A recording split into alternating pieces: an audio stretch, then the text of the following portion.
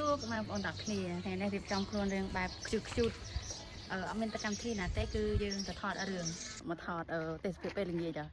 ចាំងថ្ងៃខ្លាំងមែនតែនដោយបងប្អូនទាំងគ្នាបានឃើញជាក់ស្ដែងអញ្ចឹងគឺមុខខ្ញុំពីមុនខ្លាំងមែនតែនតែឥឡូវគឺបាត់មុនអស់ហើយចាហើយមុខរបស់ខ្ញុំតម្រាំបានមិនស្អាតប៉ុណ្នេះគឺមិនងាយស្រួលដែរហ្នឹងណាបងប្អូនទាំងគ្នាការអំឡុងពេលមុខខ្ញុំឡើងមុនខ្លាំងហ្នឹងគឺសបោជាងគេមុនកប់និងមុនខ្ទុះហើយវិធីទី1ដែលខ្ញុំត្រូវធ្វើនោះគឺខ្ញុំញិចមុនម៉ាស្សាមុខបន្ទាប់ពីខ្ញុំញិចមុនម៉ាស្សាមុខហ្នឹងគឺមុខរបស់ខ្ញុំស្ងួតខ្លាំងមែនតែនហើយស្នាមខ្លាំងទៀតអំឡុងពេលនោះខ្ញុំពិតជាពិបាកចិត្តមែនតែននៅក្នុងការរើសផលិតផលយកមកប្រើដោយសារអីផលិតផលនៅក្នុងទីផ្សារគឺមានច្រើនខ្លាំងមែនតែនហើយដូចខ្ញុំជាក់ស្ដែងខ្ញុំចង់ប្រើផលិតផលមួយដែលប្រើមួយដងមួយគឺខ្ញុំអត់ចង់ដូរផ្លាស់ផលិតផលច្រើនទេហើយខ្ញុំត្រូវការផលិតផលណាដែលប្រើទៅព្យាបាលក៏ដូចជាថែរក្សាស្បែកមុខរបស់ខ្ញុំនៅពេលដែលខ្ញុំប្រើកាន់តែយូរគឺមុខខ្ញុំកាន់តែស្អាតហើយមិនមានផលប៉ះពាល់ទៅដល់ស្បែកមុខរបស់ខ្ញុំនៅក្នុងថ្ងៃមុខហើយជំរឿទី2របស់ខ្ញុំនៅក្នុងការព្យាបាលស្បែកមុខរបស់ខ្ញុំហ្នឹងគឺខ្ញុំសម្រេចចិត្តជ្រើសរើសយកផលិតផលឈុតមុខ TGN ដោយសារតែឈុតមុខ TGN ណាជួយព្យាបាលរាល់បញ្ហាមុខគឺបានច្រើនខ្លាំងមែនតើមិនថាមុនកប់មុនខ្ទុះជាំអាចរុយសម្រាប់លេមុខរបស់ក្រុមហ៊ុន TGN គឺអាចជួយព្យាបាលចំណុចទាំងអស់ហ្នឹងបានហើយដូចខ្ញុំផ្ទាល់ខ្ញុំបានប្រើជាឈុតតែម្ដងចាហើយមានទាំង BB ទៀតរាល់ថ្ងៃដែលខ្ញុំកំពុងប្រើចំពោះបងដែលគាត់ពិបាកក្នុងការជ្រើសរើស BB យកមកលាបបងប្អូនអាចសាកប្រើជាមួយនឹង BB cream របស់ក្រុមហ៊ុន TGN សិនបានចំពោះខ្ញុំផ្ទាល់ខ្ញុំរីកមិនចំពោះទៅបងប្អូនដែលគាត់មានបញ្ហាមុខមុនហើយគាត់ពិបាកក្នុងការរើសផលិតផលប្រើខ្ញុំលើកទឹកចិត្តឲ្យប្រើជាមួយនឹងឈុតមុខលេមុខរបស់ TGN ដោយសារតែខ្ញុំយល់ពីអារម្មណ៍ពួកគាត់ច្បាស់ថា